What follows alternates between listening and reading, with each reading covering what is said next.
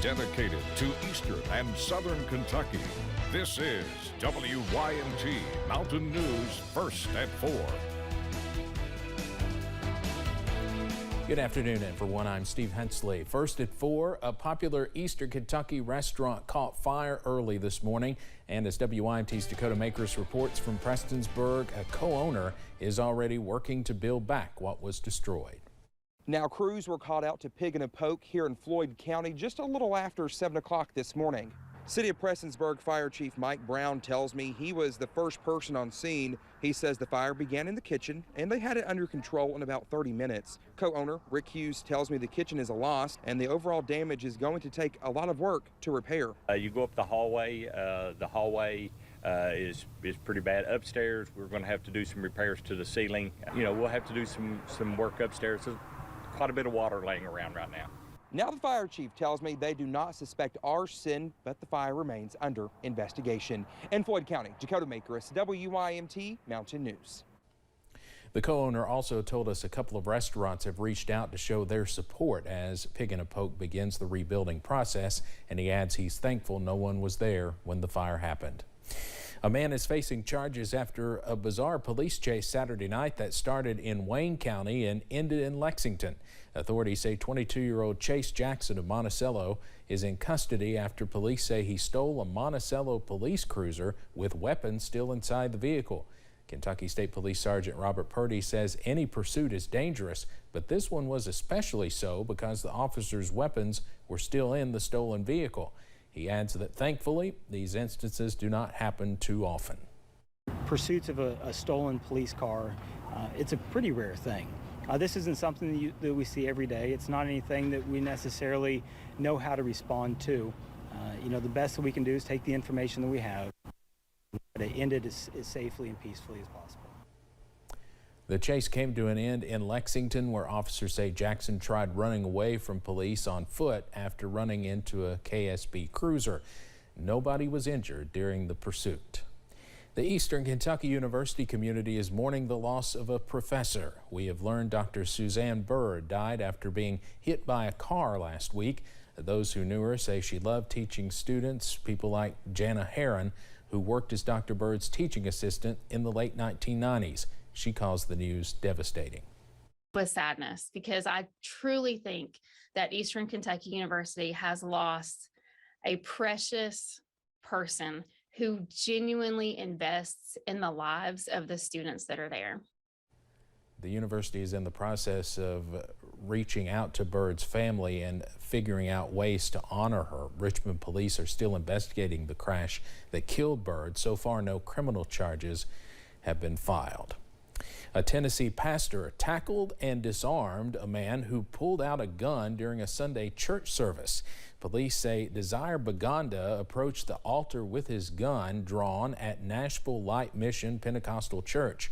The pastor was praying with several members at the time when officials say Baganda pointed the gun at the congregation and ordered them to stand. The pastor quickly body slammed the suspect to the ground before any shots were fired. Church members helped the pastor disarm and hold the suspect until police arrived. He now faces 15 counts of felony aggravated assault and is being held on a $375,000 bond.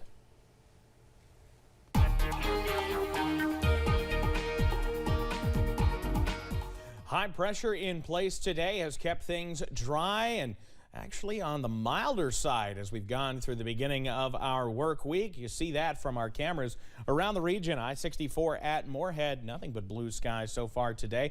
Not even any clouds to speak of for the most part. Mountain Parkway at Slade as that sun begins to set even earlier now that we're back in standard time. We are still looking in good shape. Temperatures pretty nice outside. Upper 60s to low 70s around the region.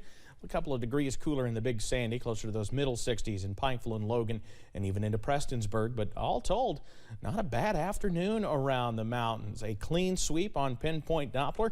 Just a little bit of low-level moisture already being picked up as that sun begins to set around the entirety of the eastern third of the country. You have to go up toward Columbus, Ohio before you run into any clouds of meaning out there in terms of any kind of cloud cover. But we do have some later on in the forecast. As we head through tonight, though, plenty of starry skies expected. As that sun sets tonight, we'll be getting down into the middle 50s by 6 o'clock. We're in the upper 40s by 9. And then we're back in the 40s for lows tonight, but slightly milder than the last couple of nights. That's a trend that's going to continue, at least for the early part of the week. I'll have the details on just how long the sunshine sticks around as well coming up in just a few short minutes. Steve?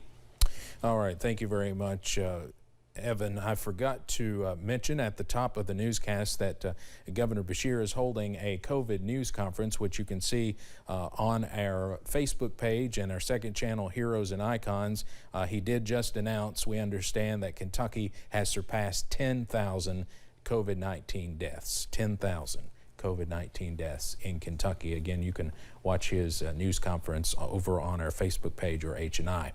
With the holidays quickly approaching, it is important to remember the families who will struggle to put gifts under the tree this year. As part of an effort to help some of those families here in eastern Kentucky, Corbin Independent Schools are looking for people to sponsor its 2021 Angel Tree program.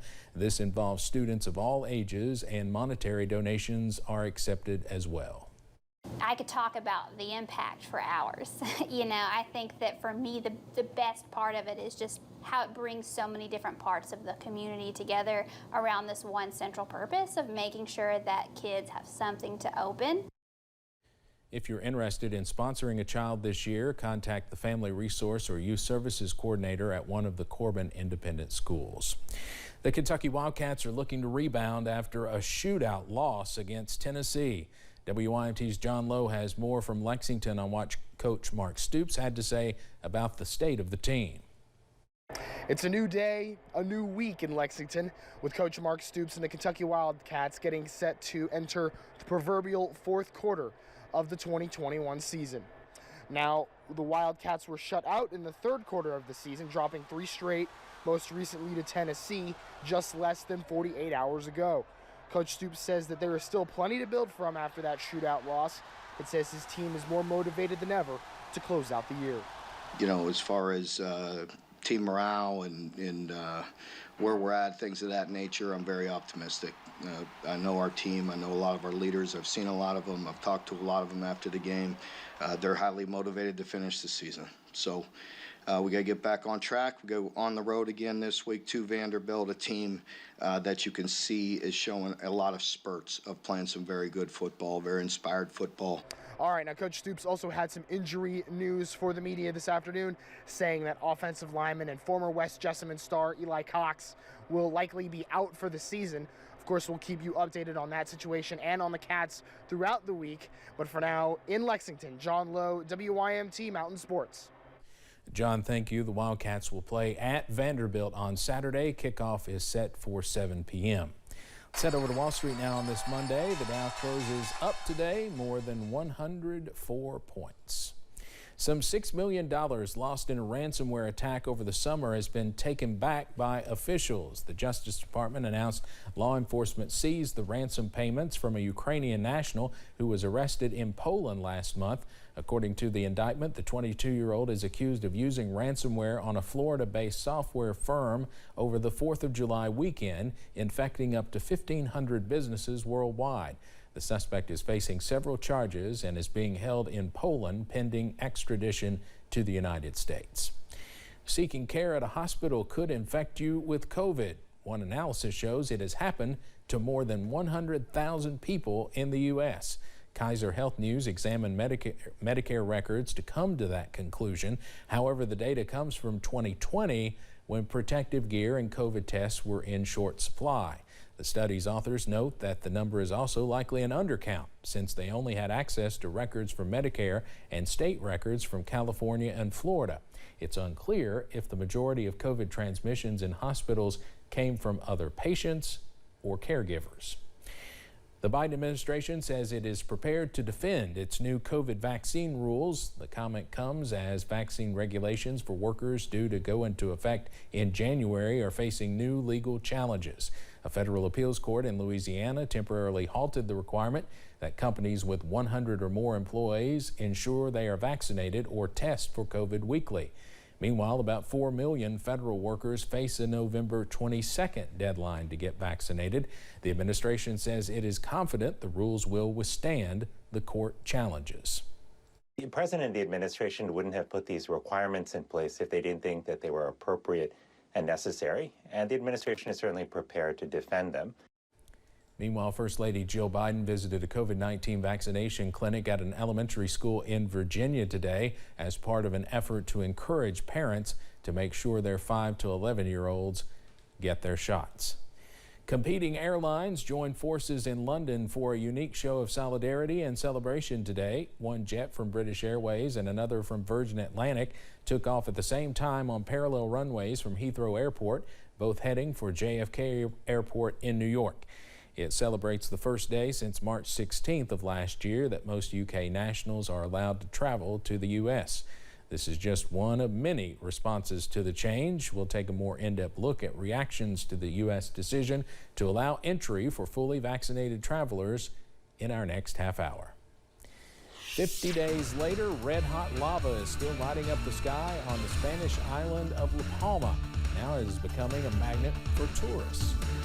And if you weren't able to enjoy the sunshine of the weekend, boy, do I have good news for you. I'll have the latest on how long it sticks around straight ahead.